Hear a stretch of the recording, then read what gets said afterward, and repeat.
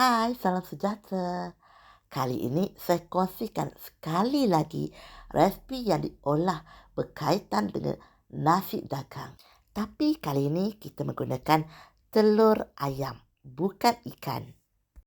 Memandangkan resipi kali ini adalah kuah gulai nasi dagang telur ayam gaya Atkins, semestinya kita menggunakan telur.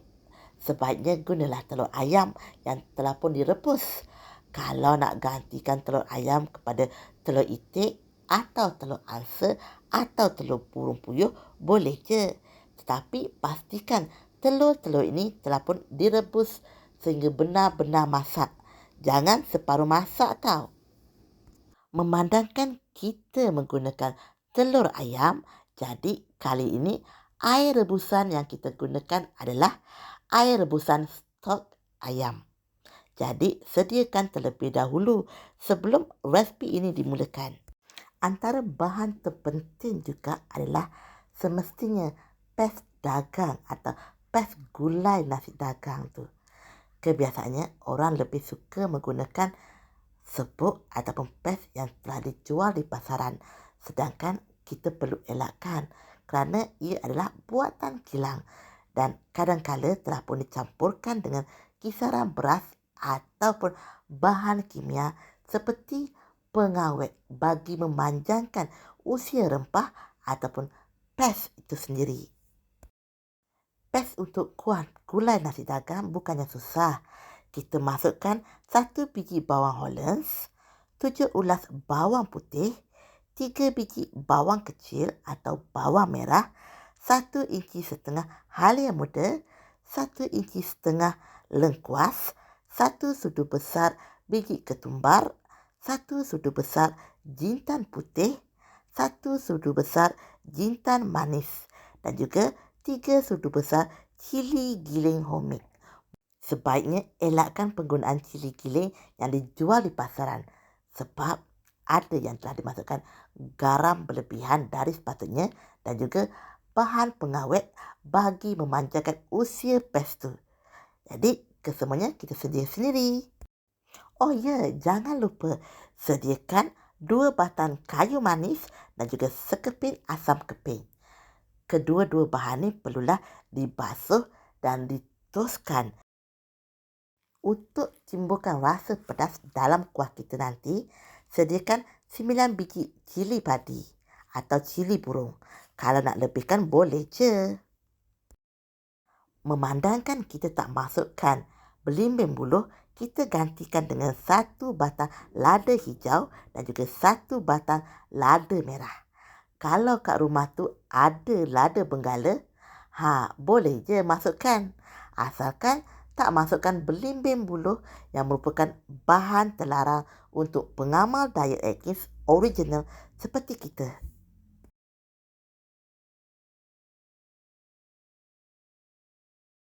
Seperti biasa, saya masih menggunakan press cooker sebab untuk resipi dalam channel saya ni, semestinya resipi tu perlulah mudah dan menjimatkan masa.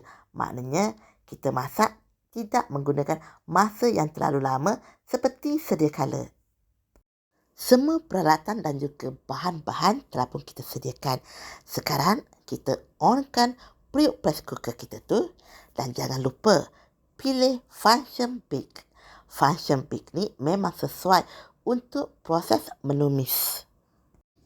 Dan on dan pilih function bake, kita biarkan periuk kita tu panas seketika. Bila dah panas, terus tuangkan pes nasi dagang. Kali ni memang kita tak gunakan setitik pun minyak, walaupun minyak zaitun, sebab kita nak buat tumis darat. Tumis darat ni bagi orang pantai timur memang tak gunakan sebarang jenis ataupun setitik pun minyak. Dah tuangkan ke semua pes tu, jangan lupa untuk teruskan kacau pes kita tu. Jangan sampai hangit ataupun hangus di dasar kuali.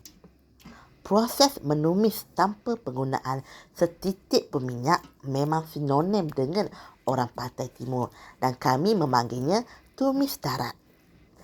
Sebab tak menggunakan sebarang jenis minyak ataupun setitis pun minyak, kita kena selalu kacau. Biar pes tu benar-benar masak sekata dan sehingga pecah minyak. Bila pes kita tu dah nampak pecah minyak, jangan lupa terus masukkan kayu manis dan juga asam keping ke dalam pes kita. Maksud saya dalam periuk kita tu. Kemudian teruskan kacau. Biarkan aroma kayu manis dan juga asam keping meresap dalam pes kita. Ingat, kacau betul-betul tau, biar kesemua bahan sebati dan juga pecah minyak dan sedikit kering. Pastikan pes kita tu benar-benar pecah minyak dan berubah sedikit warna dan mewangi. Sebelum memasukkan kisaran 2 biji bawang holland segar.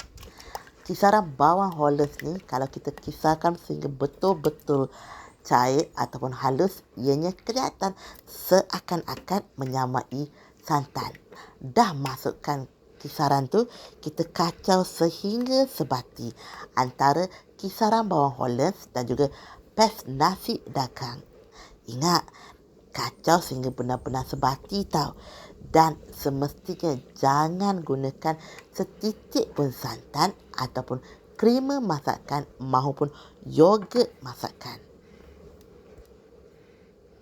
Ingat, kita perlu kacau sehingga ianya benar-benar sebati antara kesemua bahan yang telah pun kita masukkan tadi. Kemudian kita biarkan seketika.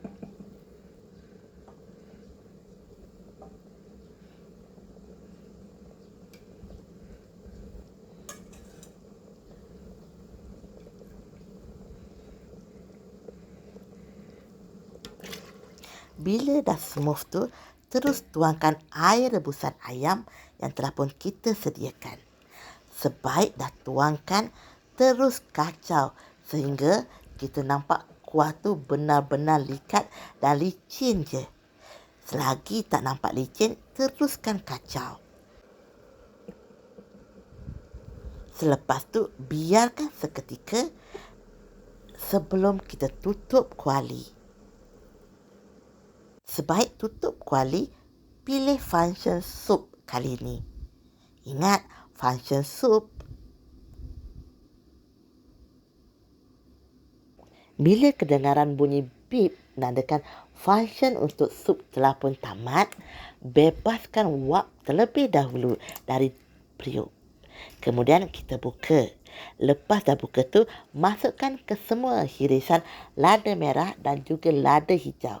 Dan jangan lupa masukkan juga cili padi yang telah pun kita ketuk sedikit tu. Bila dah masukkan ke semua tiga-tiga jenis ni, jangan lupa untuk kacau sebab saya nakkan rasa dan juga aroma pedas cili dan juga lada tu meresap ke dalam kuah. Bila dah puas hati kacau, masukkan ke semua telur rebus yang telah pun kita rebus dan kupas kulitnya. Ingat, masukkan ke semuanya tau.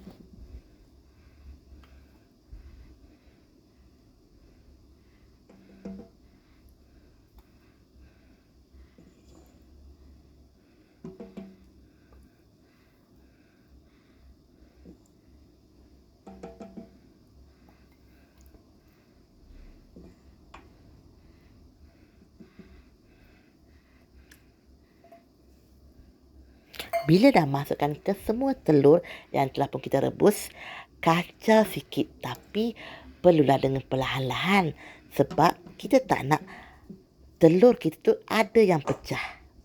Ingat, slowly. Sekarang tutup periuk dan pilih function stew. Ingat, kita tunggu sehingga function stew berakhir. Dan sekarang resipi kuah gulai nasi dagang telur ayam gaya Atkins telah pun siap. Dan jangan lupa hidangkan ketika suam-suam. Walaupun kita masukkan banyak telur ayam, perlu diingat kita wajib juga mengawal pengambilan kuantiti telur ayam. Sebaiknya cukuplah sekadar 3 biji je.